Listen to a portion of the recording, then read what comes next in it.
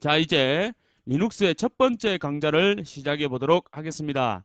자, 이번 강좌에서는 리눅스에 대한 일반적인 얘기들, 즉, 흔히 그리고 쉽게 얘기하는 리눅스에 대한 일반적인 얘기들에 대해서 알아보도록 하겠습니다. 자, 화면을 보시면 이번 강좌에서 배울 주제들이 나와 있습니다. 자, 보시는 바와 같이 리눅스와 운영체제에 대한 기본적인 얘기들을 먼저 해볼 것이고요. 다음에 리눅스 커널 탄생과 역사. 자, 이 부분은 굉장히 민감한 부분입니다. 자, 이 부분은 중요한 부분인데요. 서버 관리자들에게는 꼭 필수적으로 배워야 될 리눅스 커널, 즉 커널에 대한 역사와 어떻게 탄생이 되었는가, 거기에 대해서 구체적으로 알아보도록 하겠습니다. 자, 또한 리눅스 커널의 이 표시와 의미라는 부분에 있어서 리눅스 커널에는 버전을 표시하고 있습니다. 즉, 세 가지 버전을 표시를 하고 있는데 리눅스 주 버전과 그리고 부 버전 그리고 패치 버전 이렇게 세 가지 버전으로 나뉘어져 있습니다.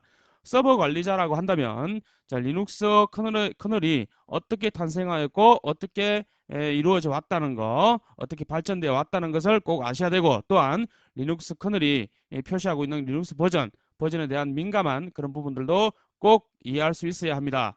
됐죠? 자, 그 다음에 리눅스 배포판에 대해서도 물론 다루게 됩니다. 리눅스 배포판은 어떤 구성 요소를 가지고 있는가, 리눅스 커널과 함께 어떤 구성 요소들이 합해져서 리눅스 배포판이 되는가에 대해서도 알아보도록 하겠습니다. 또한 이렇게 구성된 커널과 여러 가지 구성 요소들로 구성된 이 배포판들은 어떤 종류가 있는가, 거기에 대해서 알아보도록 하겠습니다. 또한 이러한 리눅스는 아키텍처별로 분류를 하는 방법도 있습니다. 거기에 대해서도 마지막에 간단하게 알아보도록 하겠습니다. 먼저 여러분들도 잘 알다시피 리눅스도 운영체제의 한 종류이기 때문에 운영체제에 대한 기본 얘기와 리눅스 구성 요소에 대해서 간단히 알아보겠습니다. 자, PC용이든 서버용이든 아니면 리눅스이든 윈도우든 솔라리스든 모든 운영체제는 보시는 바와 같이 크게 세 가지 부분으로 나뉘어져 있습니다. 자, 커널이라고 하는 가장 작은 의미의 이 운영체제라고 하는 이 커널이 있고요. 그다음에 커널과 사용자 인터페이스를 가지고 있는, 즉 사용자 인터페이스를 가지고 있는 쉘이라는 것이 있고, 그리고 그 외에 시스템 유틸리티, 즉 응용 프로그램들, 이와 같은 것들로 크게 세 가지로 구성되어 있습니다. 자, 여기서 자, 커널이라고 하면 자, 리눅스에서는 우리가 흔히 리눅스 커널이다라고 얘기하는 것이고요.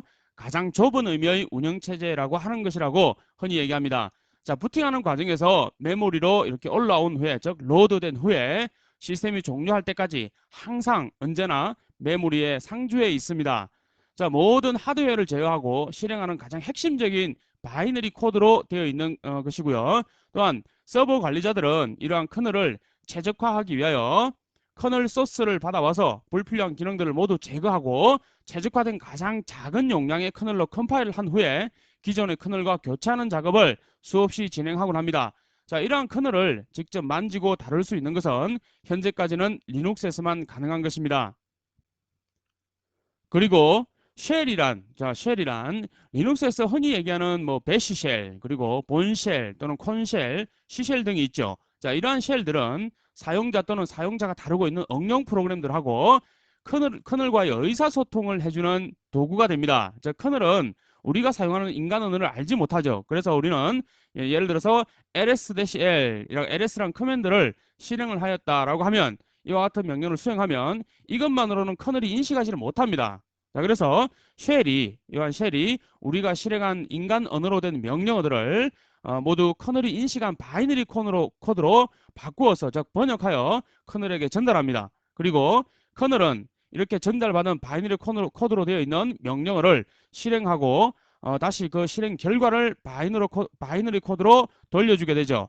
자, 그래서 커널이 돌려준 결과, 즉 바이너리 코드로 되어 있는 결과를 우리 인간이 인식하지 못하기 때문에 다시 쉘이 인간이 알아볼 수 있는 인간 언어로 된 명령 실행 결과를, 즉 우리에게 보여준다는 얘기가 되겠습니다. 자, 이렇게 커널과 인간 또는 인간이 사용하는 어플리케이션들 사이에서 의사소통을 해주는 것이 바로 쉘이 됩니다. 자, 그래서 우리가 리눅스 서버를 공부할 때 커널에게 명령어를 전달을 하기 위하여 반드시 쉘, 특히 리눅스에서 가장 기본적으로 사용하고 있는 배시 쉘을 공부하는 것입니다. 예를 들어서 ls, 뭐 find 또는 ps 등과 같은 명령어들은 정확하게는 쉘 명령을 하는 것이죠. 미국 사람과 한국 사람이 대화를 하려면 공통된 언어가 있어야 하듯이 우리가 어, 가장 좁은 의미의 운영체제인 커널과 의사소통을 하기 위해서는 즉 사람과 사용자 즉 유저와 커널과 의사소통을 하기 위해서 커널과 우리가 공통으로 이해하는 쉘이라는 것을 이용해야 한다는 것이 되겠습니다. 그리고 마지막으로 시스템 유틸리티들과 응용 프로그램들 즉 어플리케이션들은 우리가 흔히 사용하는 시스템 관리용 프로그램들 또는 뭐 아래 한글, 엑셀, 파워포인트 등과 같은 어플리케이션들을 의미합니다. 자, 이렇게 해서 가장 일반론적인 운영체제의 구성에 대해서 간단하게 살펴보셨고요. 자, 다음에 리눅스의 구성 요소들에 대해서 살펴볼 것인데, 자, 이것은 먼저 우리가 리눅스 커널에 대해서 조금 더 배우고 난 다음에 자, 리눅스 배포판의 구성 요소라는 부분에 대해서 리눅스 커널과 함께 어떤 부분들로 구성이 되어 있는지 뒤에서 다시 한 번 더 배우도록 하겠습니다. 자, 다음은 이 리눅스 커널이 어떻게 만들어졌고 어떻게 발전해 왔는가, 자, 리눅스 커널의 역사에 대해서 간단히 알아보도록 하겠습니다. 자, 1991년도에 여러분들도 잘 알다시피 핀란드라는 나라의 헬싱키 대학이라는 곳에서 운영체제 수업을 듣고 있던 리눅스 토발즈라는 학생이 있었습니다. 자, 많이 들어보셨죠? 리눅스 토발즈라는 이름. 자, 운영체제 관련 수업과 그때 당시 그 미닉스라는 공개된 운영체제를 공부하는 과정에서 당시의 386 PC에서도 잘 돌아가는 유닉스와 유사한 운영체제를 개발하기로 마음을 먹게 되고 개발에 착수하게 됩니다. 그래서 리눅스라는 토발즈라는 학생이 유닉스와 유사한 운영체제를 개발하기 위해서 개발에 착수하게 됐다는 얘기죠. 자, 이렇게 해서 1991년도 10월 5일 날 리눅스 커널 버전 0.02 버전을 개발을 완료하고 공개하고 난 이후에 뉴스그룹에 알리게 됩니다. 자, 이때부터 즉 1991년도 10월 5일부터 리눅스 역사가 시작된 것이라고 보시는 것이 보다 정확할 것입니다. 자, 최초의 공식 버전이 바로 0.02 버전이고요. 자, 0.01 버전은 리눅스 토발즈가 개인적으로만 소유하고 공개하지는 않았다고 합니다. 자, 이때부터 이제 리눅스는 개인의 소유물이 아니라 공개 프로젝트로 진행이 되기 시작한 것이고, 당시에 뭐 관심이 많았던 많은 커널 개발자들과 함께 공동으로 리눅스 커널을 개발해 나가기 시작합니다. 자, 이렇게 해서 1993년도쯤에 약 12월쯤입니다. 12월 말쯤에 0.99 버전을 발표하게 됩니다. 자, 그리고 그 다음에 1994년도에 리눅스 토발즈는 드디어 리눅스 커널 버전 1.0 정식 버전을 발표하게 됩니다. 자, 이때부터 리눅스 커널 버전, 즉 1.0 버전을 기반으로 한 많은 리눅스 배포판들이 탄생하기 시작합니다. 자, 리눅스 배포판에 대한 얘기는 방금 잠시 보셨다시피 뒤에서 다시 상세하게 얘기하게 됩니다. 그때 가서 리눅스 배포판에 대한 얘기는 다시 한 번 더 하도록 하고요. 자, 이렇게 계속해서 공개 프로젝트로 개발되던 리눅스 커널은 1996년도 6월 9일에 현재 우리가 사용하고 있는 2.0대 버전, 지금 2.6.x대 버전을 사용하고 있죠. 그래서 2.0대 버전인 리눅스 커널 2.0 버전을 발표하게 됩니다. 자, 이때부터 해서 지금까지 우리는 리눅스 커널 버전 2.0대 버전 시대를 함께 하고 있는 것이죠. 현재 우리가 사용하고 있는 리눅스 커널 최신 버전이 2.6.16 버전인데요. 자, 그런데 여기서 리눅스 커널이 1.0대 버전에서 2.0대 버전으로 업그레이드가 되면서 하나의 큰 사건이 발생하게 됩니다. 자, 그것은 무엇이냐면 2.0 버전에서는 바로 SMP 기능이 추가되었다는 것입니다. 새롭게 장착되었다라는 것이죠. 즉 SMP 기능이라고 하면 무엇이냐면 멀티 프로세스를 지원하는 것입니다. 자, 리눅스에서도 이제 다중 CPU를 즉 멀티 CPU를 지원하게 되었다라는 얘기가 되겠고요.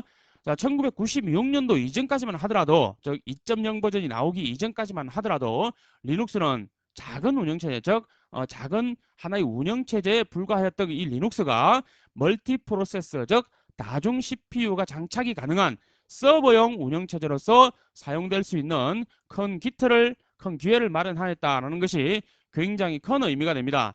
자, 그리고 이렇게 공개 프로젝트로 개발되던 리눅스 커널은 1999년도 1월에 2.2 버전을 발표하고 2001년도에는 2.4 버전을 그리고 2003년도에는 2.6 버전을 각각 이어서 발표하게 됩니다.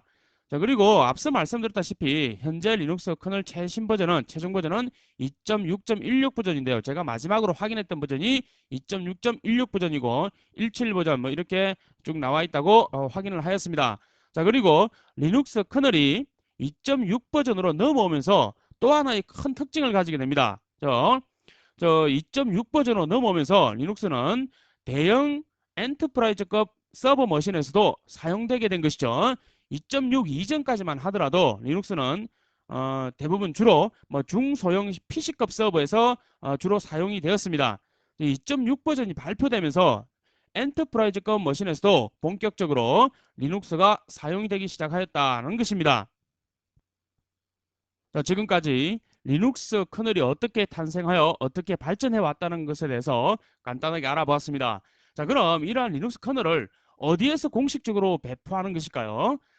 리눅스 커널의 최신 정보들은 또 어디에서 얻을 수 있을까요? 자, 좀 이따 살펴보겠지만 kernel.org라는 웹사이트가 리눅스 커널의 공식 공개 배포하는 곳입니다.